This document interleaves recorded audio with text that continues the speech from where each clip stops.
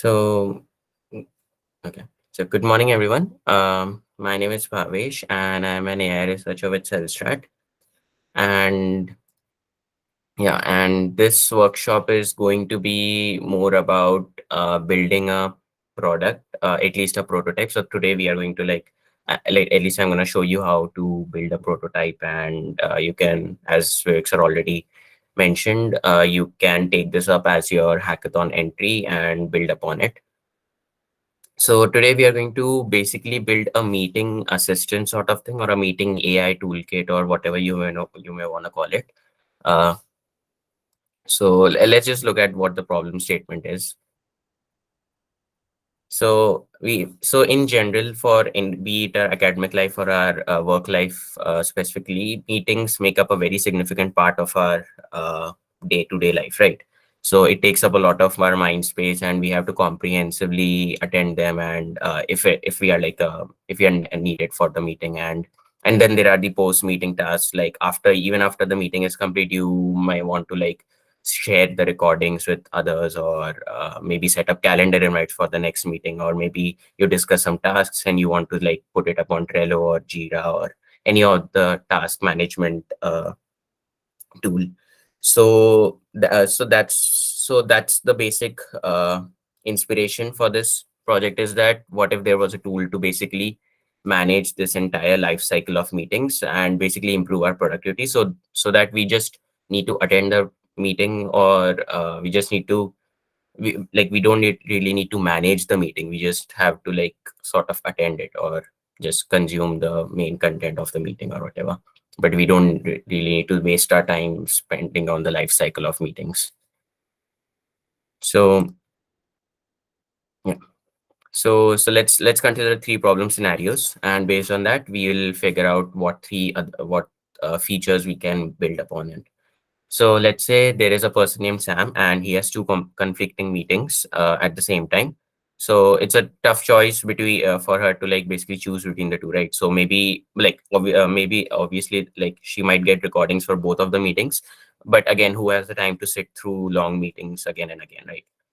And let's say there's another student, let's call it Joey, or someone, and he has a early morning lecture to attend, but he's too tired to attend it because he was completing assignments late at night, or he's just lazy, or whatever. But he doesn't want to basically miss the class, or it could be any reason, the point being. And then there could be someone like Mike, who just got off a 2-hour call and wants to go through the recording to watch a particular 15-minute part of the meeting.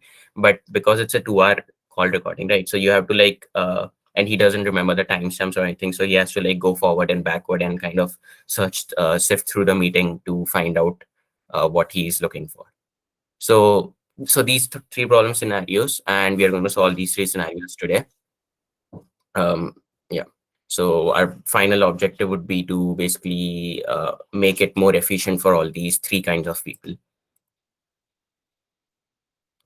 So there are three things that we can do here. So one is we can create a minutes of the meeting. We can create our AI, which can the first thing would be transcribing the full meeting into text, and then creating a minutes of the meeting, or a summary, or meeting notes sort of thing.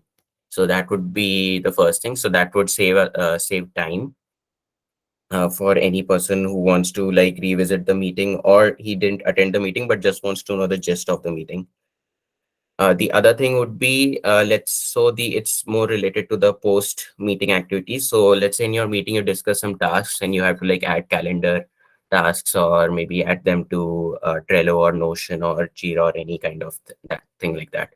So this feature would basically extract all the action items stocked in the meeting, and basically at least in the future scope, is that once these tasks are extracted, they're automatically integrated into the respective tools that the company or the person uses. So, Bhavesh, to make this operationalize in commercial grade environment, so do we need to integrate this with Zoom, Google Meet, or Jira and such tools, or what?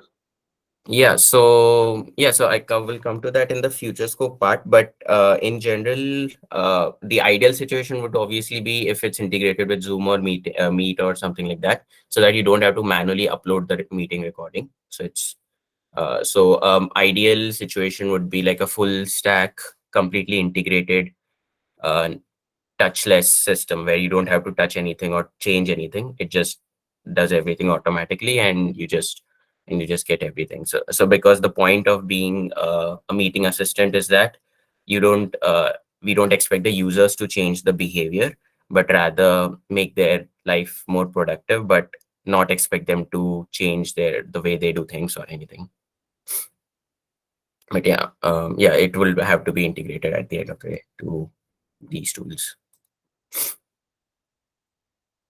Um, the other thing is that Mike, as in the previous problem statement, so Mike was kind of going through a 2 hour meeting to find the particular segment of the meeting, right? So for that, a meeting search would be good, right? So what if, like in a video meeting, you can just search for something and it will give you the exact timestamp when that happened. So something like that. So these are the main things that we are going to be working on in this demo workshop. So the tech stack for this that we are going to use is, so we have two things, the front end and the back end. For the back end, I would specifically just say it's the AI backend. So this is because just a demo, so we don't have any user authentication or any of the user management or database stuff. But rather we are just going to use the AI stuff for the backend. And specifically, more like 2/3 of the thing is hosted on CellStrat Hub. For ease of inference, so that you can easily deploy your models without having to worry about infrastructure or scaling or anything. So on the front end, we have Next.js, which is a React-based meta framework, I guess, in a way, for building applications, web applications. And then for the styling, I use Tailwind CSS, and Tremor is another UI library for dashboards and stuff. And then we have Netlify, which is a hosting service for Next.js and other static websites. So Netlify is not for website host, like complete server hosting or anything. It's just a hosting service for the front end. So the use case with Netlify is that we usually build Jamstack. That is, you build a front end and then you connect it to APIs which are hosted elsewhere. So that way the front end itself is serverless. On the back end, we are going to make use of three, and what each of them does, we'll talk about more in detail in the coming slides. But we will be using Whisper. So Whisper, if you are in the AI space, you would have already heard about it. But if for those who don't know, Whisper is a recent algorithm from OpenAI, the AI research lab, which is robust to noise and background noise, and it's really good at converting speech to text. And it is also very robust, and also it is multilingual. So I think it has 97 languages that you can uh, convert speech into text in. And it also has translation capabilities as well, but that's not our focus today. But yeah. So like Whisper can actually, like, let's say you have a video in Hindi or something, it will translate it and transcribe it simultaneously. So that is also possible with Whisper. So Whisper has like multitask objective, but our objective for this particular session is to just get its transcribing or abilities only, not the translation. The other thing that we are going to use is GPT-3. So again, GPT-3 is from OpenAI, but this time it's not an open source model. It's served as a API by OpenAI, and it's a text completion model. So we'll talk about more about that if you have not heard about it, but most likely you probably would have heard. You might have heard of Chat GPT and all those as well, right? Like those have entered mainstream use right now. But it's basically a large language model where you can prompt it with some instructions and it will basically follow those instructions and complete it. So this is specifically for NLP tasks. So anything related to text completion, sentence classification, anything that you want to do related to text, you can do it with GPT-3 API without having to train your own custom model. So that's the beauty of it. So it's all zero shot or few shot. And the other thing is we are going to use sentence transformers for the search feature that I just described in the previous slide, right? So for that, we'll use sentence transformers, which is open source library. It's for semantic similarity search or similarity search. It contains a lot of models. We'll be using one of those models and doing similar normal semantic similarity. But of course, the future scope is to you can do a lot more. Like we'll talk about that. But basically, you can add clip as well for image level search to like unify text and image modalities. And yeah, so those are the three models that we are going to use. The GPT-3 API, I forgot to tell you that that's the main API that's actually going to help us generate the meeting summary and extract the action item. So that's the insight. So I call it the insights part of the problem statement. So that's like we are extracting stuff from the meeting, right? So that part is going to be done by GPT-3. And the GPT-3 API, we are actually going to proxy it through AWS Lambda. So because we also need to do some pre and post process, so, we just have our own custom Lambda function that we self-hosted, and we just call GPT-3 from there. But again, this is just an overview. When we go to the demo and all, you will get the full picture. But this is just to give you some background.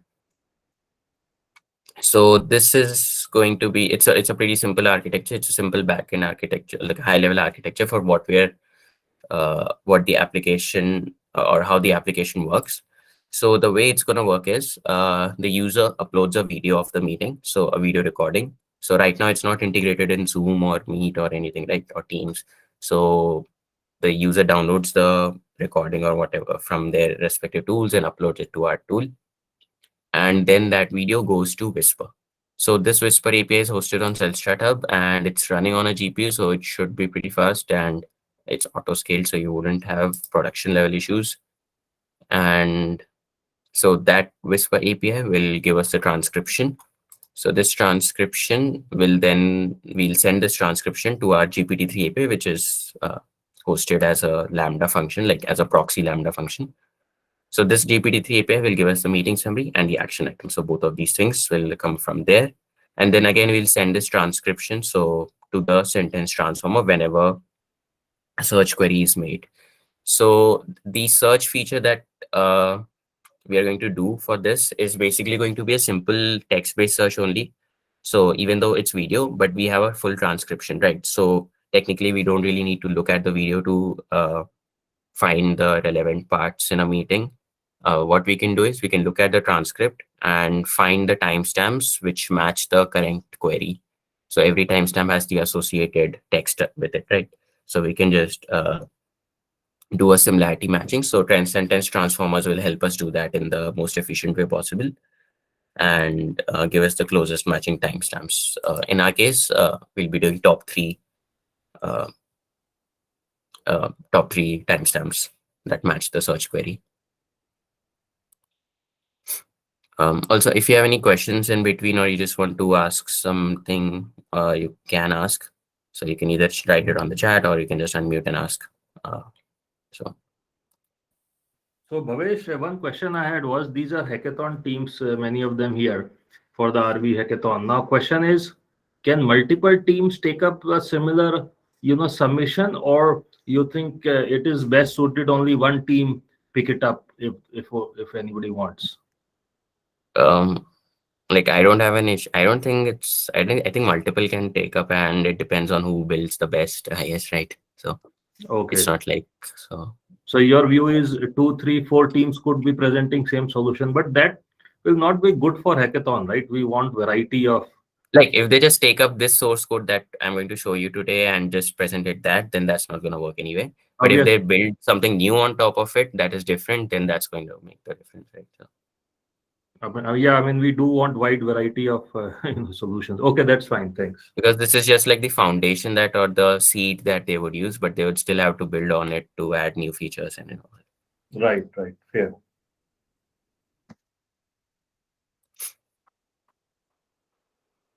Yeah. So let's okay. Any data set available for the same. So all of these models that we're going to use today are all pre-trained models, and you don't really need a data set. And we are going to talk about each of those models and how they, at least an overview, because each of those models actually has their own webinar and workshop on our YouTube channel, I think. So you can go watch that or just Google or whatever. But because the goal of this workshop is not to dwell deep into each model, but rather look at the models collectively. But all of these models are pre-trained, so you don't need to worry about data set or anything here in this problem statement, at least. It's more of a engineering challenge that you need to do. So from the AI side of things, so like we have reached a stage today in the AI space that you don't always need to train your own model. Like the need for that is very less, unless and until you have a very custom use case, which doesn't satisfy. At least for NLP use cases, almost everything pre-trained is available, and you can use all the AI models out of the box, and then it kind of just becomes an engineering challenge to put them together in the right place at the right, like in the right pipeline or whatever, and in the right infrastructure to basically create a good product out of it. So at least in NLP space, uh, it's pretty much like you don't really need to do custom training that well, unless there's like domain specific necessities like medical and all. But even medical also have pre-trained models available right now. So NLP is like really democratized right now. We also call it AGI, right? Generalized Artificial Intelligence, right? Hmm. Yeah, so like we have reached that, like we are close to that stage in general for most day-to-day use cases at least. So let's talk a bit about Whisper. So Whisper is a model. It's a 1.6 billion parameter model, and it can transcribe and translate speech from 97 various languages. So it's a speech recognition system. So it was trained on a multilingual and multitask objective. So multilingual because it has multiple languages, and multitask because it actually does things like translation as well. So, and while transcribing, it actually does next word prediction as well. So it's not just trying to transcribe from the audio, but it's also trying to use the previous words as context to best predict the next word. So that is what makes it more robust, because let's say you, because of some noise, some word is not too audible in the audio, but based on the context of the previous words that have been predicted till so far, you can actually and the slight uh, audio that data that you the noisy audio data that you have, you can still make you can like predict the right word, right? So that sort of thing what makes Whisper really good. The way Whisper works is it kind of like breaks out the sentences. So similar to how every sentence has a word, right? This will do is it will take an audio and it will split everything into 30-second chunks and transform it into a spectrogram and then pass it to the encoder for the transcription and all. So the decoder is of course trained to forecast, is trained to predict the corresponding text for that audio.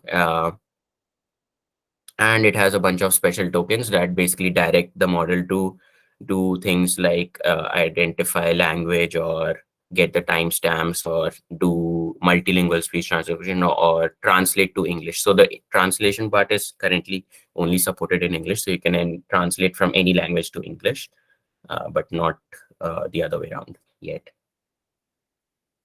So this is Whisper. So it's a pre-trained model. We don't really need to train it. We don't need a data set or anything. We just need to host it. And luckily, the CellStrat API marketplace already has a full-blown Whisper API hosted for us. So we can directly call this API and make use of Whisper. So that's like one problem down. Like Whisper, we don't really need to worry about that much. So this will be basically used for a transcription part. If you have any questions, let me know.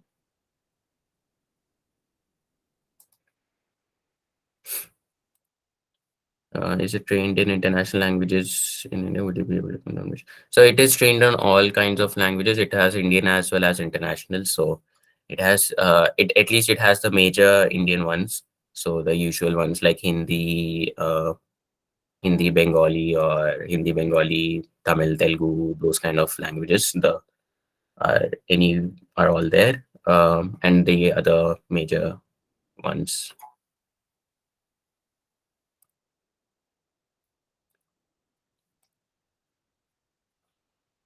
So the next thing that we're going to talk about is GPT-3. So GPT-3 is a 175 billion parameter. So it's actually a really huge model, and this was one of the first large scale language models that came out.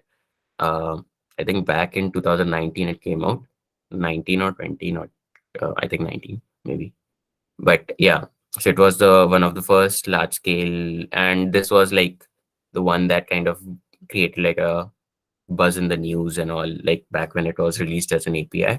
Because open sourcing this model was, they didn't really open source the model, so we don't really have the model weights from OpenAI. I guess due to business reasons, and also that this model is really huge. So even if it was open source, you couldn't run it because they are actually running it on a supercomputer uh, from Microsoft that they custom built just to run this model, train and run this model. So it's a really huge language model that has a simple objective. It was trained to predict the next word. So it was like an autocomplete engine sort of thing. Think of it that way. So you have your text and it will complete the next sentence. It's like text generation. So this model was so good at text generation is that it kind of demonstrated capabilities of zero shot and few shot. So what does that mean? So that means that let's say I have a task of doing classification, let's say between three classes: sports, technology, and business. So I'm doing a news article classification problem. So let's say I don't have a data set, I don't want to train my own model, or whatever may be the reason, or maybe I'm not that technically skilled in AI to train my own model. So what GPT-3 can do is, you can write your sentence and say that classify this between tech, business, and sports, and it will actually complete it with the right answer for your problem statement. So let's say a news article is about sports. Um,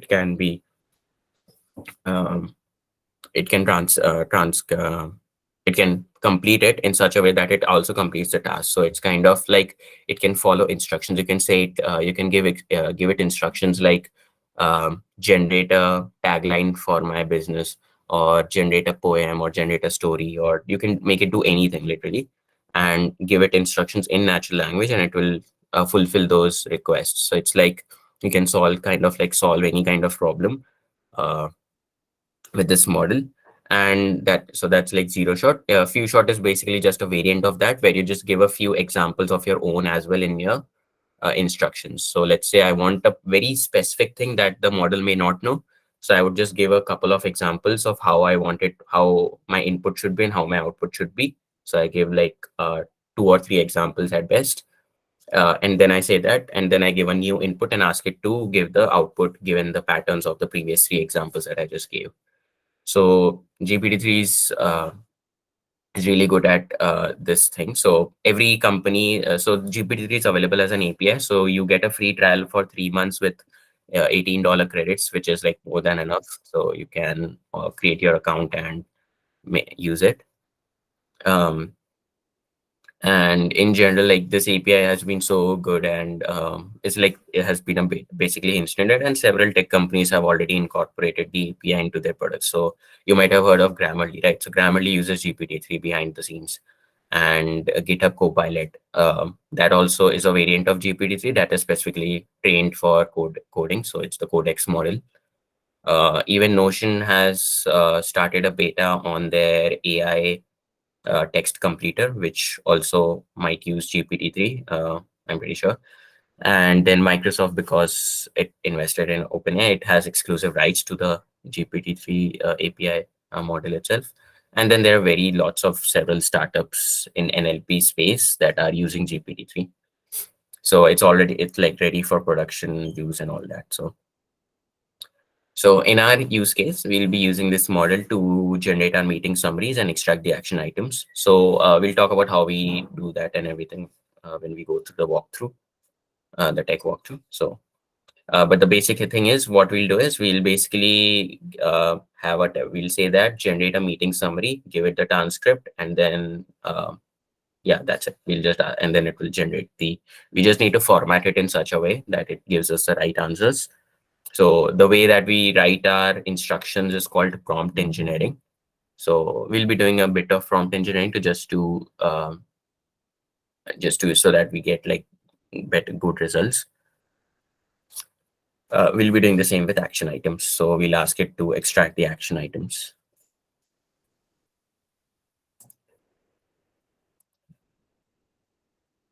So that was GPT-3. And the next model in our toolkit is the sentence transformers. So it's a Python package. It's a library by Hugging Face. So the same people who created the transformers library. Uh, so this is basically a collection of models and tools basically that are specifically for semantic search and similarity matching. So everything related to representations, that is vector embeddings of the text or even images and audio right now, I think. So you can use this library for all of that. Um, so what is semantic search basically, like if you don't know? But semantic search is basically that when you try to basically give search query results that are very personalized to the user's intent. So you don't really so like normal search that you do, let's say on Amazon or anything, your search is basically based on keywords, right? The way based on let's say you're searching for a laptop, let's say Acer Predator. So you write Acer Predator and it will actually match the words Acer and Predator with all the products in its catalog to give you the results.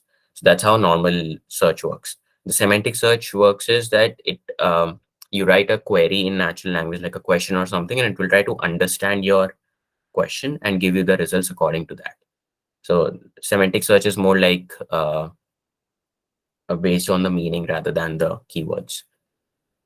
So we are going to use semantic search using sentence transform. We're going to do semantic search using sentence transformers. So make the meeting searchable. So the way we are going to do it is what we do is we first take the transcript segments. So every transcript has a timestamp associate text, timestamp associate. Let's say at 0 seconds, he said this is this. At 10 seconds, the person said this. So we have like this segments like these. So we have at every timestamp, we have text. So we call these segments in this context. So we pass these segments to a encoder. So what this encoder will do is it will basically turn it into vector embeddings and basically help us basically create like an index sort of thing. So that's it. And now when a new user search query comes up, so let's say I ask what was discussed in the last meeting. So that's my question. And what it will do is it will try to perform similarity between all the transcript segments and this search query, and whichever segment matches, it will give that timestamp as the result. In practice, we'll actually like combine a few segments so that it's not too short, and like we have decently bigger segments or chunks. But yeah, and also to our specific use case, we do the similarity by doing a dot product. So there are multiple ways to do similarity. You can do Euclidean distance, you can do cosine distance, you can do dot product. So our particular model is optimized for dot product, so we are going to use dot product. And yeah, so when we do the dot product, we get like a ranked order of all the top segments which match our query, and every segment has an associated timestamp. So we just return them to the user, and the user can go click on any of those timestamps to go to that part of the video. So that would be our aim. Yeah, so that is sentence transformers. And yeah, I guess now we are at the stage of the demo and the actual tech walkthrough, where we'll go through the code like on a high level and understand how it's built and like dissect it. But before that, if you have any questions in any of the other sections or any of the model level things, you can ask. Otherwise, we can continue with the demo. And also the source code links and the demo links are up here.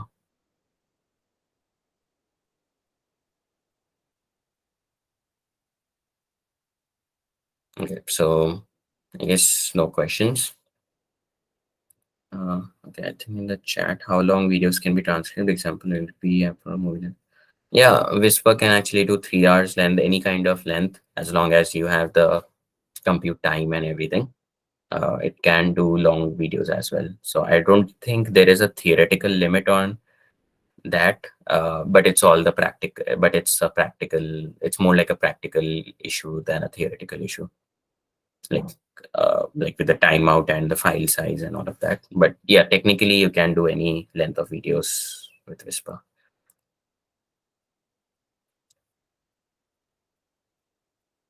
Okay.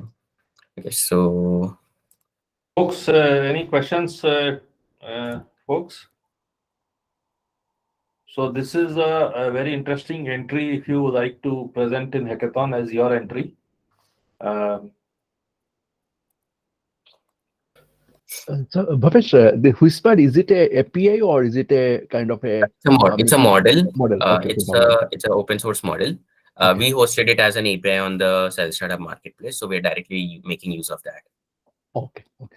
Otherwise, somebody can download it and Yeah, you can download the model and run it locally. That's yeah, it's open source model. okay.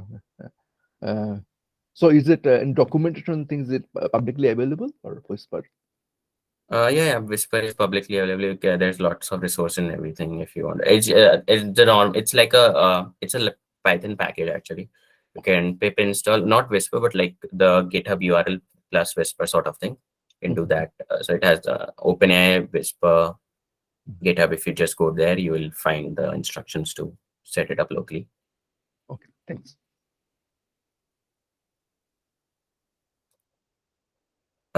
Sentence transformer. Okay.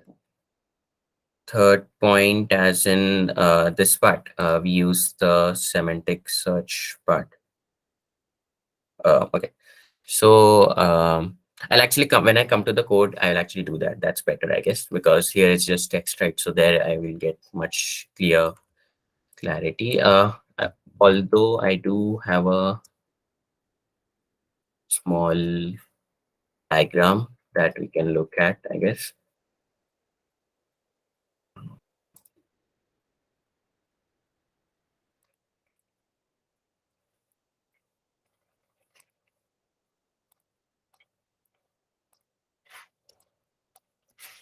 Yeah, so this part is basically, so every sentence transform, so sentence transformers is basically a Python package. At the core of it, it's basically a bunch of encoders, transformer encoders.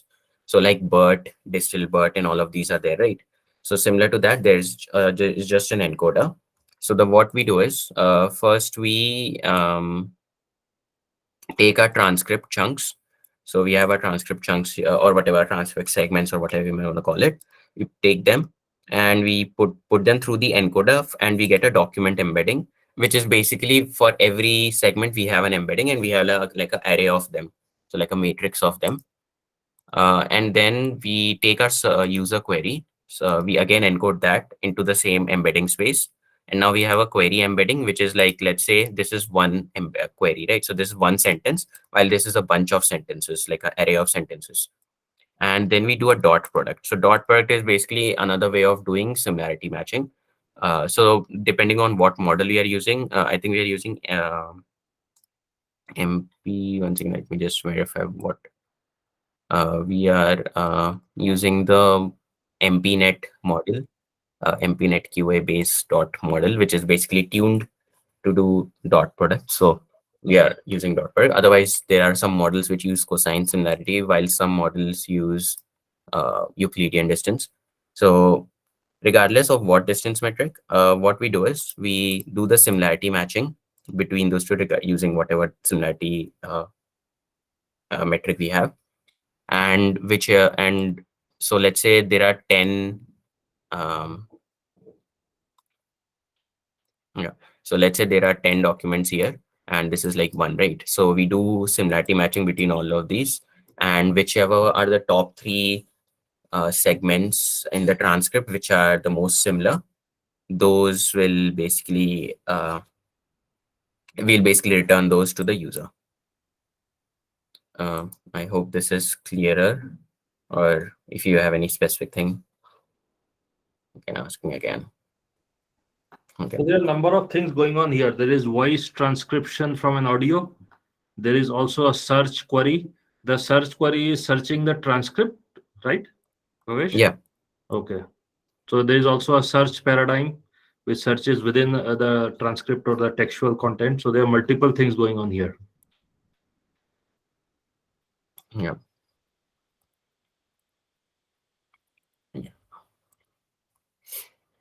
So let's look at the like a basic demo of our tool before we move on to the tech side of, or how the tech side of things works. So the first thing is you just upload a video. So I recorded a sample meet video recording of to simulate like a tech meeting or something. Okay, so good morning, everyone. Let's start today's meeting by reviewing what we discussed in the last meeting. Now moving on to the current work. As you know, our top priority. So this sort of thing is like a 1 minute, 30-second video. So just to keep our time on the right thing. So it's how a long small of video can we upload here? I have tested it with up to 10 minutes, but you can go longer as well. Ideally, I guess you can go like hours, at least 1 hour or something. But our Whisper GPU API supports 30 minutes, right? It could support 1 hour as well. I haven't tested it. That's the main thing.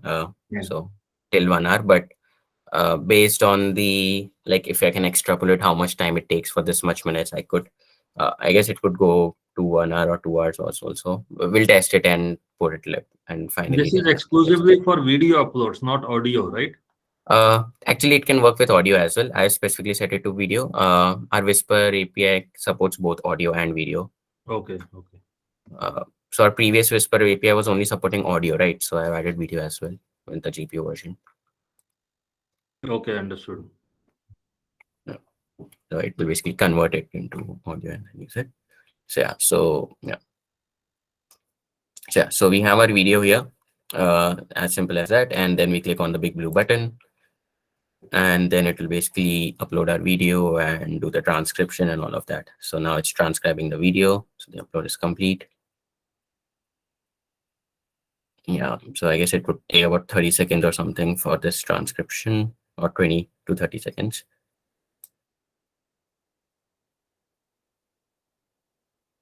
And okay, so now the transcription is complete. So when it says generating insights, we are actually calling the GPT-3 API.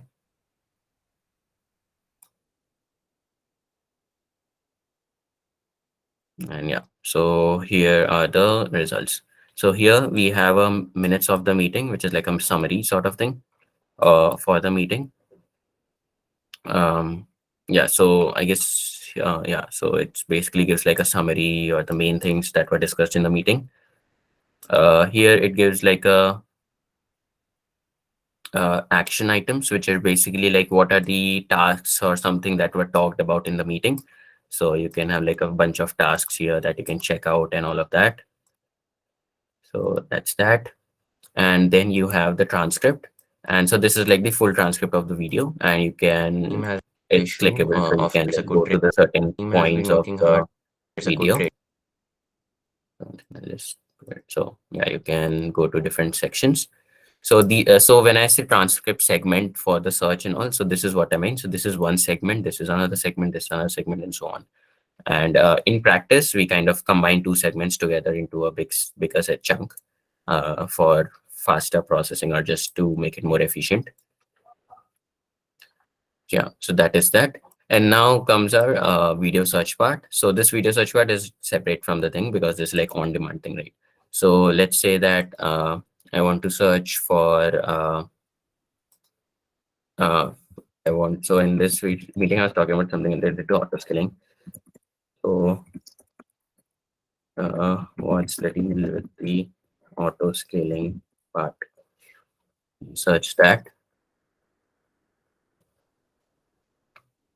and Yeah, we'll just wait for a couple of seconds.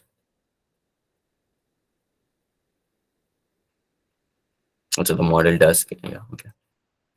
So yeah, so as you can see, we got three results here. So how auto scaling and what's the best one? So we can put it off. So we have different results, and we can it's actually playing it. So whenever the search is complete, it kind of just goes to that part, the top results timestamp. But you can go to other timestamp as well if you want to.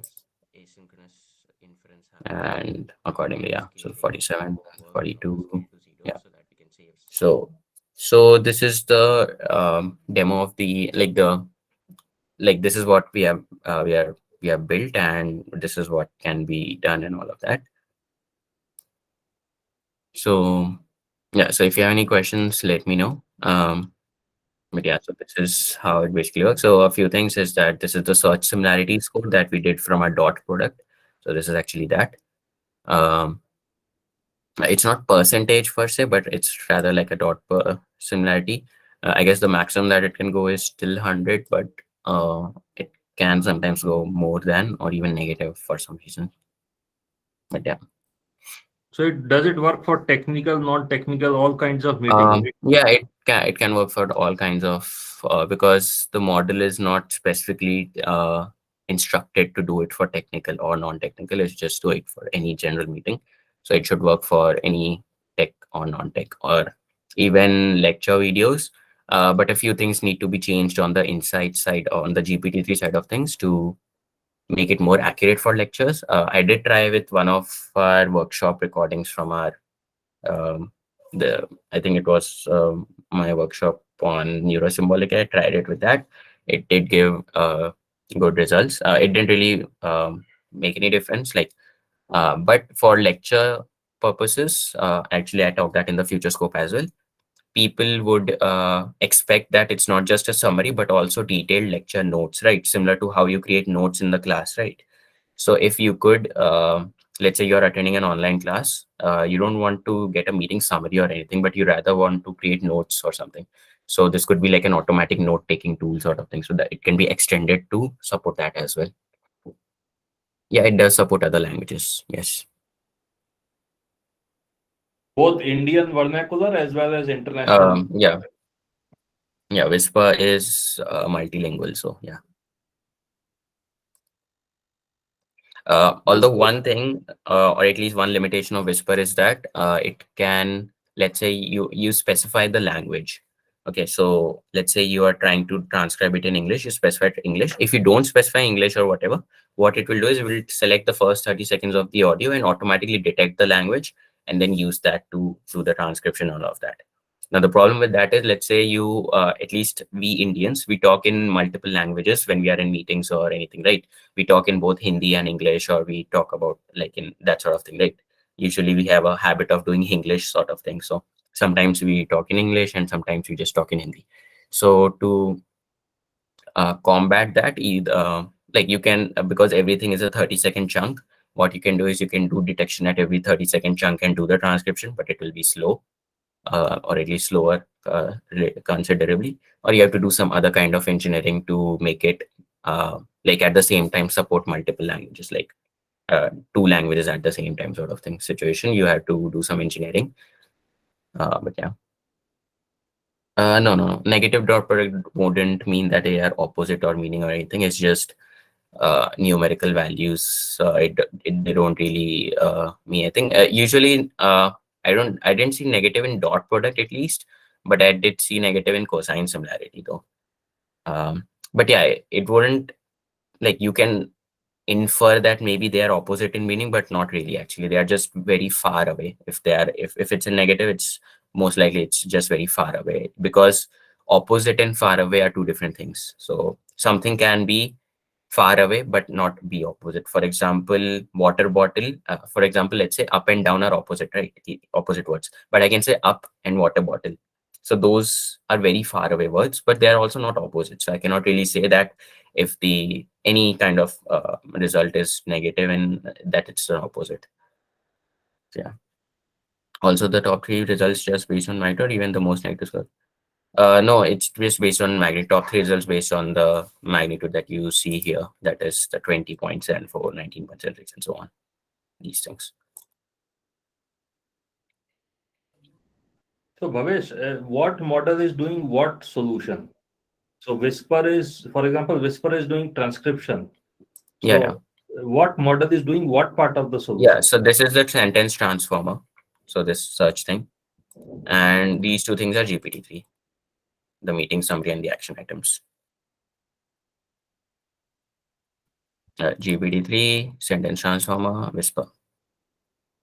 So transcript is the output of Whisper. Yeah, In video search is output of sentence transformer query search. And yeah, action items and meeting summary are GPT-3. yes. So the first three outputs here are operating on the transcribed text, not on the video itself, right?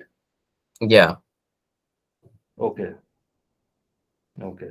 But you then how is it playing the video from that part if it is operating on the text transcript? So the thing is, we have transcript associated with a timestamp, right? So we can go to that respective timestamp in the video.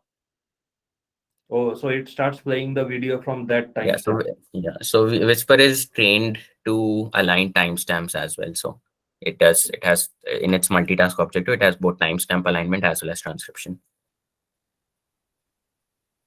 Okay, very cool. Audience, any other questions?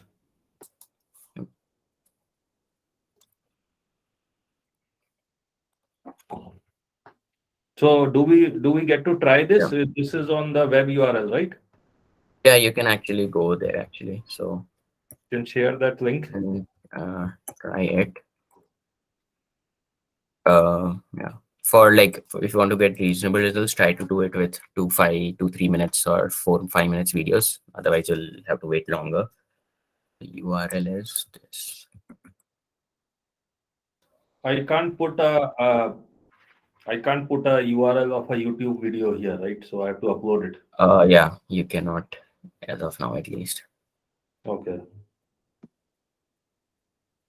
So yeah, so all those things are like what the hackathon teams can extend upon. So adding support for linking and all of that. Yeah. Okay. So So, Bhavesh, do you have any idea about how we can extend this? I know summarization, search, and things like that. mhm. Do you have any suggestion for Yeah. what are more So full features? yeah, So so just there's actually top level. Don't need to give. yeah, yeah. So I do actually have a slide on that. So but the main things which can be which have to be done, I guess, or have to be extended upon is that the in-video search. So currently we are doing the search on the text itself, right? So what you can do is you also have videos. So let's say there is some PPT presentation and there are some images and visuals. So obviously this text part is not taking that into account, right? So what you can do is you can use Clip. So Clip does you gives us embeddings on both video, like on both images as well as text, right? And they are unified on a single embedding space. So what you can do is you can embed your so instead of using sentence transformer to embed this text, what you can do is you can embed the images, the transcript segments, and the frames of the video aligned with their timestamp. So at every timestamp, take that frame and if between the timestamps the frame changes a lot, then take that frames as well and basically embed all of that and then basically join them or concatenate them or just add them to create like a joint embedding of the image and the text associated with it. And then you do query search with normal cosine similarity with the clip embeddings itself. Then you won't use sentence transform, but you'll only use clip. I guess even sentence transfer has support for clips, so I guess it's the same thing at the end of the day. But yeah, so that is one thing, is that you can improve the in-video search. Uh, so that is one thing. The other thing is doing more prompt engineering on the meeting summary and action items. So currently this is zero shot result.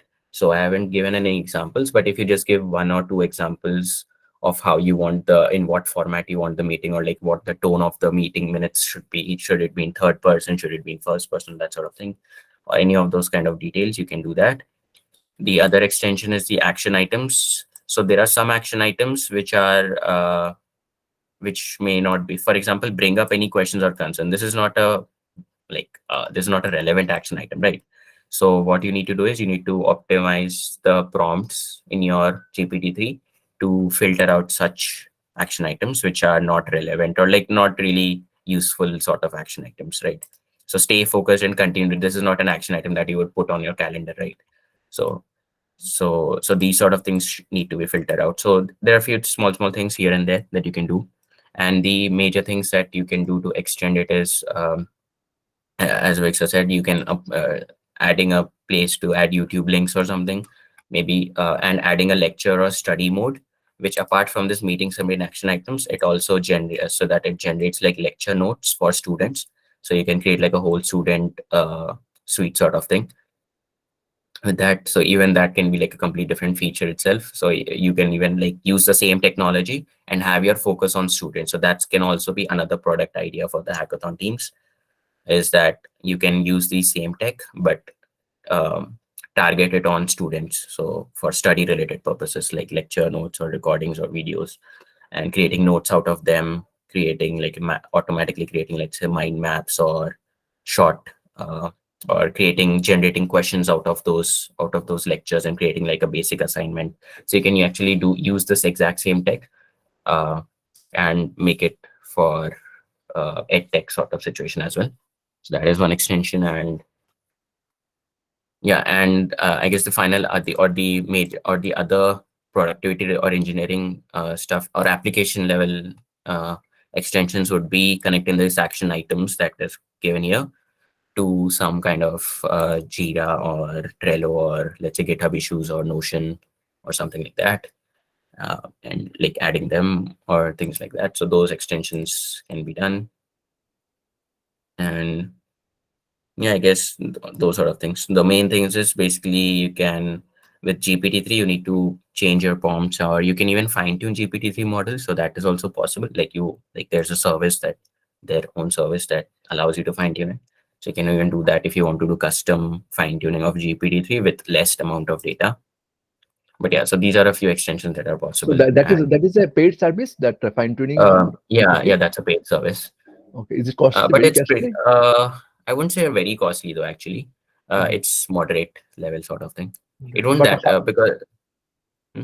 Yeah, but how about company data and things, right? Because a company does it guarantee any kind of security and things that whatever data you are Yeah, I giving? think so. So because people are using GPT-3 at production, many startups and companies are using the Okay, custom their fine tune. So I think there would be some sort of things in place for security and all of that. I okay, would assume so. I think data is kind of deleted after the training. I think I don't know. They give you like a fine-tuned API model or something. But I guess you can just look up the docs on the help center of OpenAI to get those answers. okay. Yeah. All right, thanks. Video clip and PPT processing just to clarify, even the sentence trunk can both video clip and PPT as input.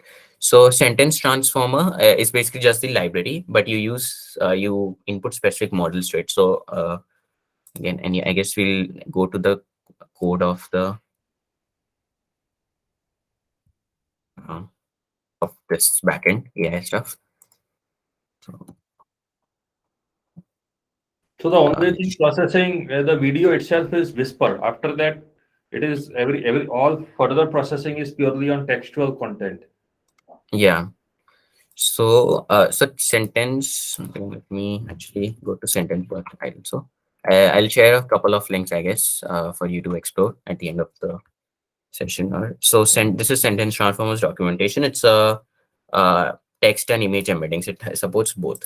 So sentence transfer is just a library. You specify a set of models. So there are a bunch of models so there's like a model library sort of thing. So if you go to the pre-trained models, we need semantic search, let's say, or just model overview. So you have a list of all the models that are available here. And image and text models, if you go, you will see that clip is already available here. So you can use clip in sentence bot to do your similarity search stuff. So you can do both.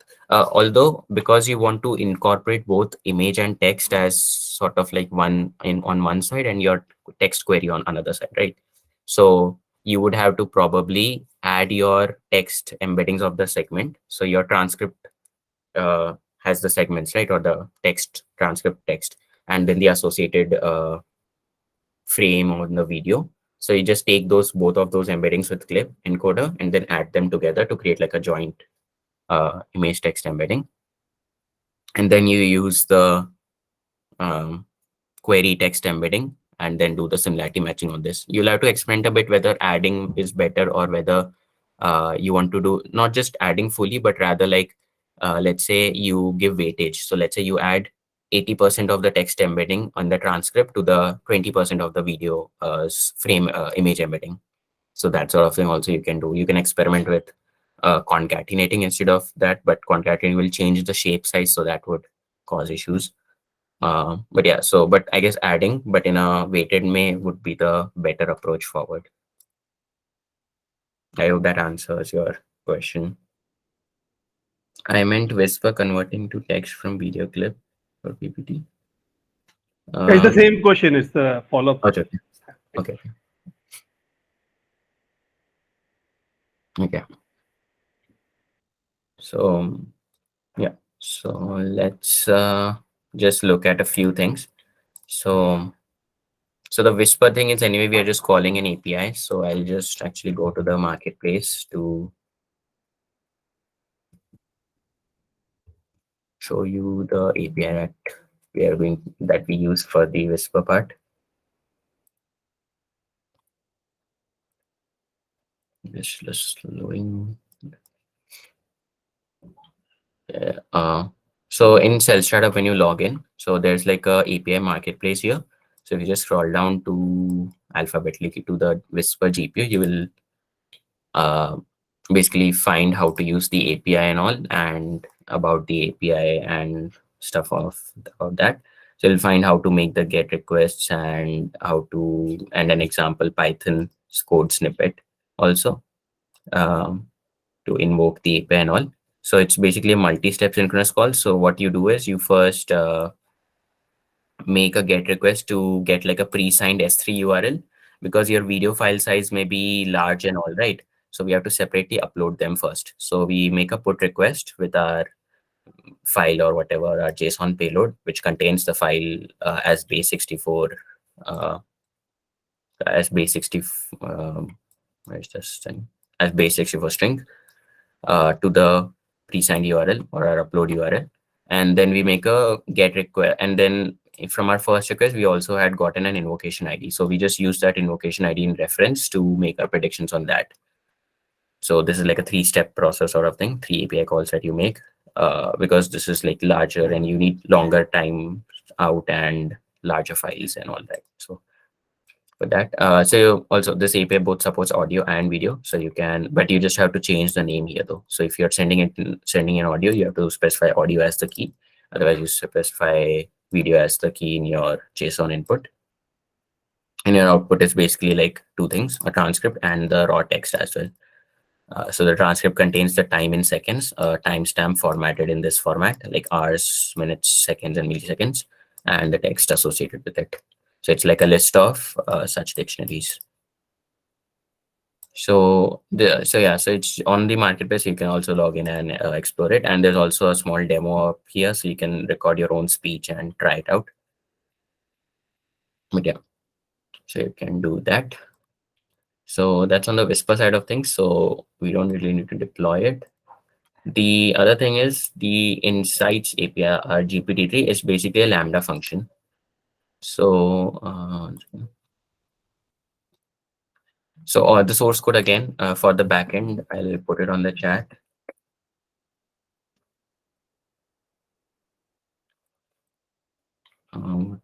Error could not register. So yeah, never mind. So are any hackathon folks, warming up to using this as their entry?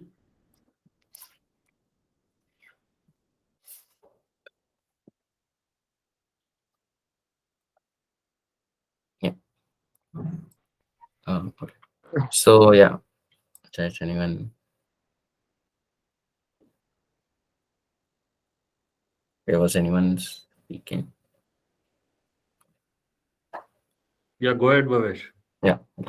So the setup is, so the first thing is that we just use the deployed Whisper API. You can deploy it yourself, but it's gonna be a like a complicated job. So the better way is to, because you just need the transcription. That's not even your main thing, right? So transcribe it, Whisper API. The next is the Insights API. So Insights API is basically we just call it Insights API, but it's the part which does the meeting summarization and action items. So both of these are from GPT-3. So what I did is I just created a Lambda function on AWS. Just a simple Lambda function. That's it. No API gateway, no database, no nothing. Just a simple Lambda function with a function URL. So the instructions for the only thing that we also need to create a Lambda layer for it. So because we need to use the OpenAI package, the Python package, right? So we need to add a Lambda layer. We need to add it as a Lambda layer in the uh, for Lambda to import that library.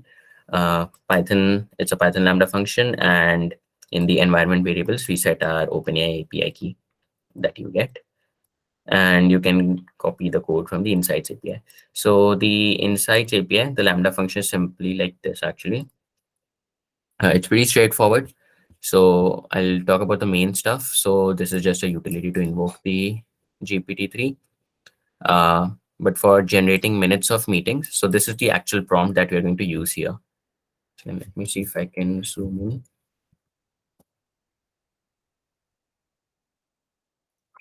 Okay. So so this is actually our prompt. So what we do is I wrote the instruction as generate a meeting summary or notes for the following transcript. I put meeting transcription : and then I paste the entire transcript here. So in the string. And then I wrote some like instruction sort of things like do not use the same words, and then I use proper grammar and punctuation, use bullets or add as much detail as possible, that sort of thing.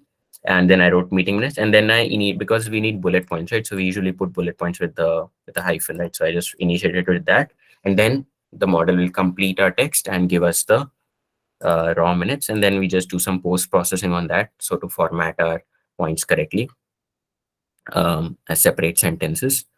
Yeah, so this is actually the prompt. Now this prompt can be definitely be improved. This is like a very basic level prompt.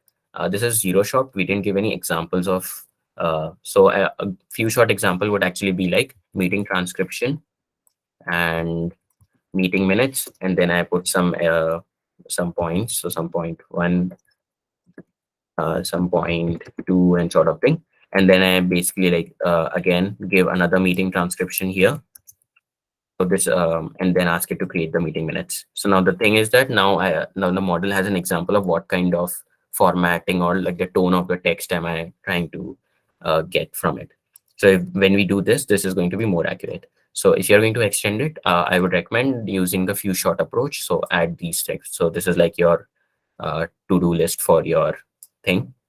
You can add few short prompts, like turn this to a few short prompting mechanism. So there's a playground of GPT-3 that you can play around with it. So you can just Google the GPT-3 playground and you'll get it. You can just sign up with your Google account and try it out and play with the prompts to find the right set of prompts or the right combination of prompts to deal with it. And also GPT-3 has something called temperature, which is basically to control the randomness or the creativity of your text in a way. 0 means that it will always be deterministic, and 0.5 means it will like 50% data, the random sort of thing, and it goes from 0 to all the way to 1. So the higher the temperature, the more, so every time you make this, even if the input is same, you'll always get different results, because I've set the temperature to 0.5. If you set it to 0, you'll always get the same result. But because this is more like a creative writing sort of approach and there's no right answer for this particular use case, at least. So that's why we don't really need to set the temperature to 0. We can set it to 0.5, 0.7 or something like that. But at the same time, we kind of want it to stay on track. So that's why 0.5. When we set it to 0, it will always select the most likely token, and like the best token. But with 0.5, it has like a bit of lenience with trying out other tokens as well. And it's predicting the next word or the next token.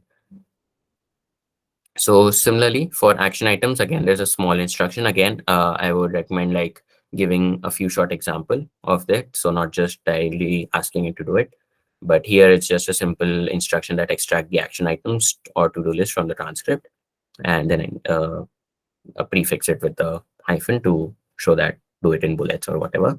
But the ideal approach would be to add, so similar to how I added instructions in here, right? So add some instructions here as well, so as to, or create another function with GPT-3 itself to filter out those uh, random. So for example, stay focused and continue to measure. So this is like a very wrong action item, right? This is not right. Like it's not really an action item. It's just a motivation thing or whatever that was said in the meeting.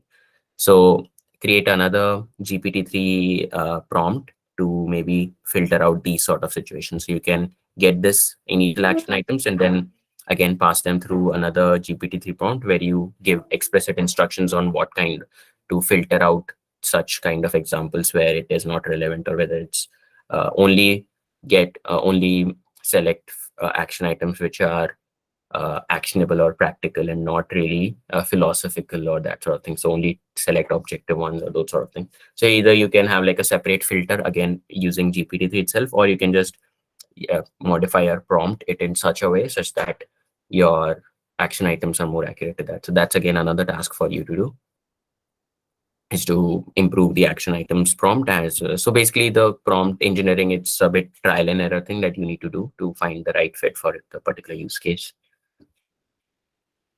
Yeah, so that's it. And then we have a Lambda handler. So it's a normal Lambda function. So we just format our transcripts, generate meeting minutes, and then just return them. Nothing much. A few things though, because this is a Lambda function URL. Because this is a Lambda function URL, you need to modify the appropriate core settings. So in your Lambda, there are core settings to for example, set the allow origin to star, so that all are allowed. Set the allow headers also to star, but set the maybe the methods to only post, because I guess only post request is required at this case. And set the authentication to none, because you will probably be accessing outside. You can set your own custom authentication inside the Lambda function. Here I didn't set any authentication, but you can probably in your HTTP headers, you can add some API key header and then verify that header in the function here to make sure that it's the right person who's calling the API, and add security yourself. So this is the insights part of the API. If you have any questions, let me know. So this is the GPT-3 part. So this is the main part that actually does the stuff.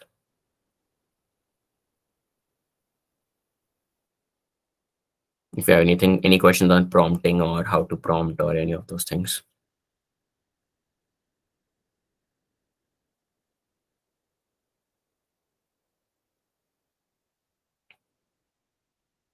Okay, I think the wrong tab is being shared.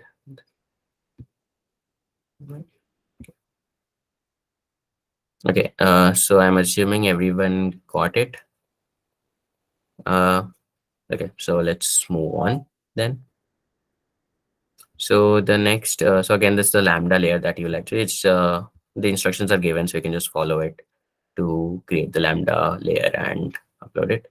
So you just need Docker access if you want to like locally do it. And I just did a 8 here.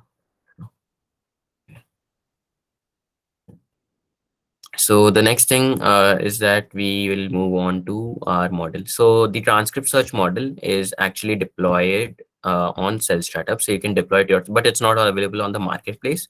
It's a custom model that that we deployed from our own workspace. So we will also, for all the hackathon folks, we'll also be having 2 API deployment sessions before the hackathon, I guess. So and then we will be learning in detail on how to deploy your own models on CellStrat, apart from using the ones in the marketplace. So we'll do that. So but we'll just give a gist on, at least on the code side on the source code side of things, of how the transcript search actually works. Yeah, so let's go here. So the first thing is, so this transcript search folder that you are seeing here is basically the entire CellStrat project that you can directly deploy. I guess there's a double folder thing, but yeah, I'll fix that, I guess. So you can directly run the commands as specified here. So you can run hub build and hub deploy from the transcript search folder, and you will be able to deploy it on your own CellStrat account. So yeah, so let's look at the main thing. So this is our main.py for our model. So the first thing is we load our sentence transformer model. So our sentence transform model is actually this model. So you can run this script to download the model. Is the multi QA mpnet base.v1. So what it basically stands is multiple languages. That is multilingual. QA means question answering. It's an mpnet model. It's a base model, and it uses the dot product for the similarity. So these are the things that basically means in the sentence, and it's all v1. So we are using that model. So we just load this model, and then there are a few functions here. So let's start with each of them. So when we send it, so our search API receives two things. So it receives the transcript and the query. So the first thing is we create an index sort of thing, or like embed our transcript. So to do that, we run our create index function. What this will do is it will basically create chunks is basically like we have segments, right? So segments are too small, right? So do we like join two segments together to create a single chunk sort of thing? So it's just a utility function. You can just look, it's in the utils if you want to look at it, but it's a normal Python utility to create segments with a stride and length. So you can even have overlapping chunks if you want. But in this case, we did have one overlapping chunk, so it's a length of 2 and overlapping of 1. But anyway, that's not the point. But yeah, so we'll have a chunk text. So we have a list of text from our transcript, and then we do the model.encode and encode all of our transcripts, and we get a document embedding, and then we return that. So once we get that, we perform our search by putting in the document query, the transcript chunks, and the query. So our document, so our first we do is we first embed our query embedding. So again, using the encode method. So we use the encoder, and then we do the score. So again, there's a in sentence transform, there's a utility to do dot product and rank and all of that stuff. So we just use the util dot score and put the query embeddings in and the document embeddings, and that will basically give us a score of how similar the query embeddings are with each and every sentence in the or segment in the document embedding.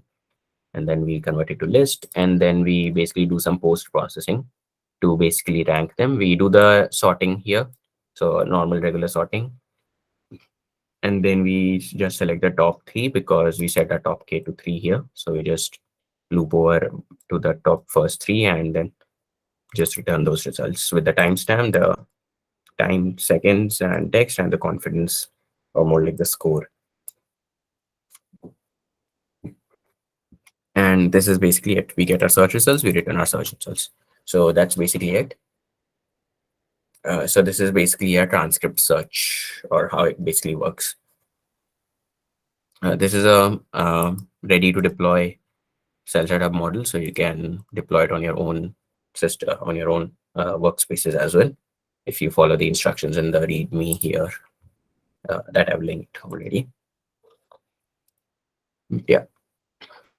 So yeah, so any questions on the search side of things you have, you can ask.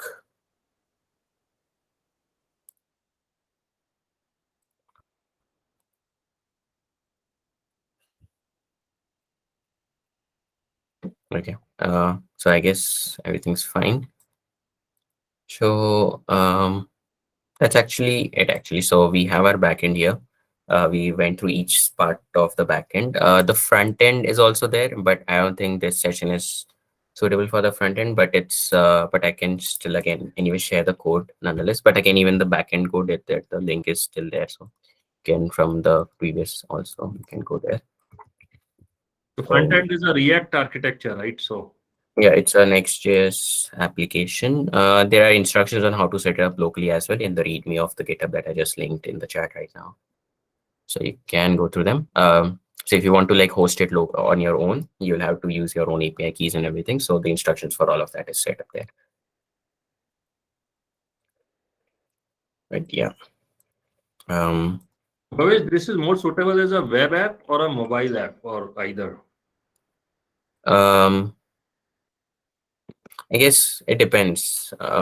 Even a web app is actually accessible on a mobile, so you can make a progressive web app if you're not able. Is maybe something? I guess people are able to hear me. Yeah, we Maybe can hear it's. fine. I guess it's something on your end. Maybe try to rejoin or something. I don't know. Yeah. Okay. So yeah, on a web or mobile, it's the um, I guess it's as a web app, it's more suitable because at least if you're targeting the work audience or the working class, then like the people who go to like offices and tech meetings or whatever. So in those situations, the web app is more suitable because people work from a laptop. So and people usually work in a laptop, so a web app is more suitable for that sort of situation. If you are targeting a student audience, a mobile app could be there because students kind of attend lectures or watch videos from anywhere, be it a phone or a lap or computer. So, uh, but I guess well, to make things easier for the hackathon teams, I guess a web app is easier to build and you can make it responsive, so it both so it works on both, like it works well on both mobile and web. In general, you can access this website right now also in the mobile, but I don't think I have optimized it that well for mobile in terms of UI, but in general you could, and you can build it, you can create a better version or whatever.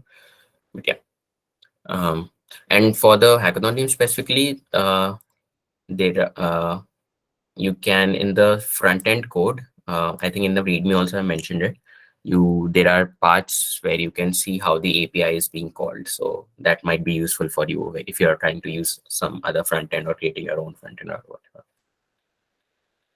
But yeah, so a few future scope things that you can do on top of this is that um, you can, obviously this is a single page web app, there's no user authentication or user management. Once you refresh the page, your previous results will be gone, right? So obviously you would want the users to retain their results, so you might want to create like a authentication user management thing. You can use Firebase. I guess many people use Firebase for their application backend, so you can use Firebase for that.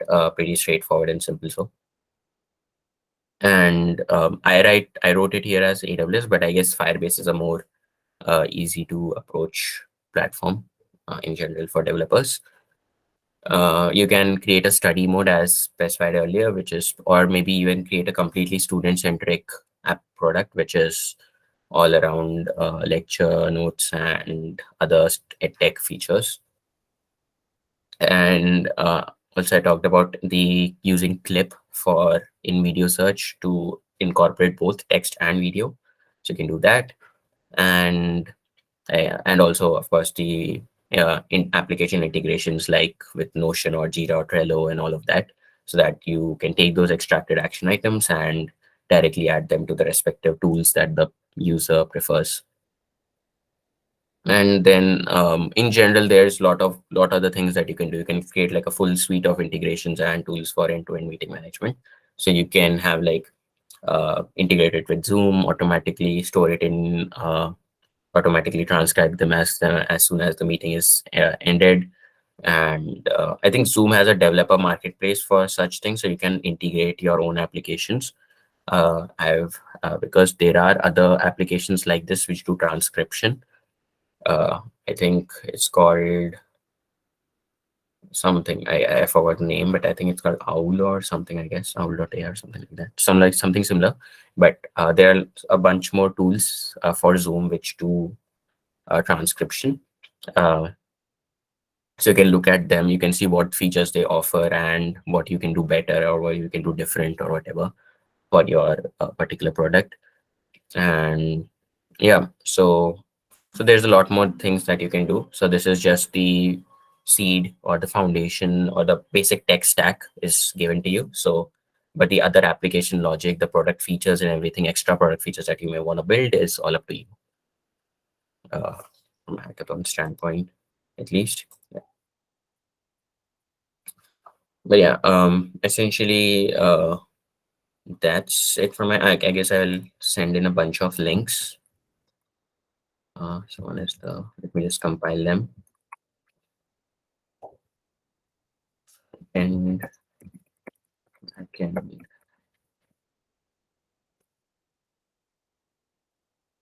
the Whisper API.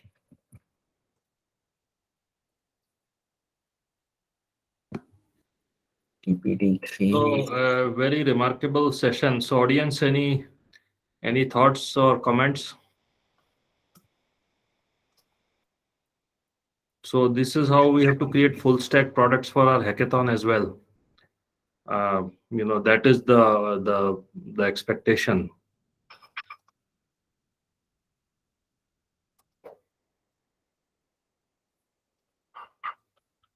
And you can imagine this is a full product launch, startup launch, if somebody wants to undertake it, right? So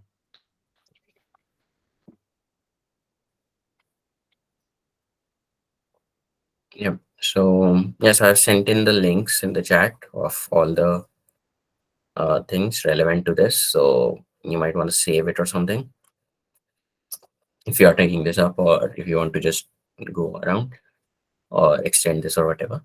But yeah, I guess yeah, that's it from my end. If you have any questions, feel free to ask them.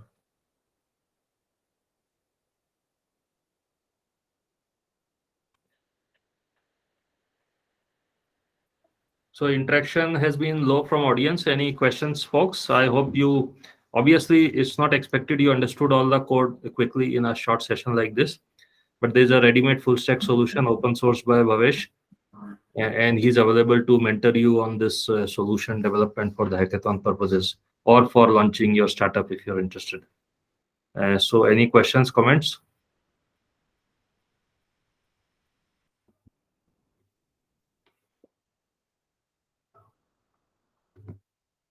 Yeah, thank you.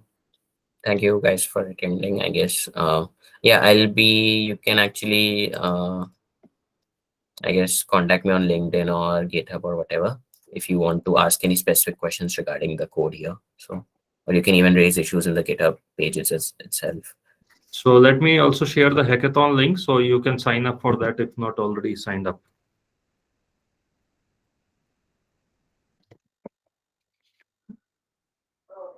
Any other questions, comments meanwhile? So the bar is a little high, yes, for our hackathon. We want to see these, full stack product launches in the hackathon and not a merely academic project. So that is the goal and the expectation. And we have enough time from now to hackathon. So let's do some remarkable work, and these AI experts are available to help you.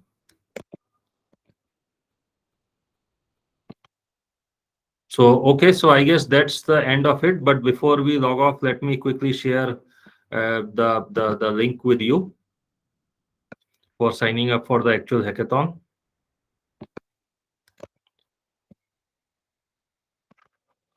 So here is the hackathon link. Please register for this if you want to participate, and you will have access to these kind of experts and mentors for this program. So wonderful session, absolutely, Bhavesh. Remarkable job in a short time, a full stack product launch. Contact number, let me share mine. Bhavesh Ladagiri, you can find on LinkedIn. Sorry, reach out to him. But if you want to be part of CellStrat community or our hackathon, then reach out to us. So with that, we come to an end. Thanks a lot, Bhavesh. Incredible session. Yeah, Great. thank you everyone for attending. I hope you learned something.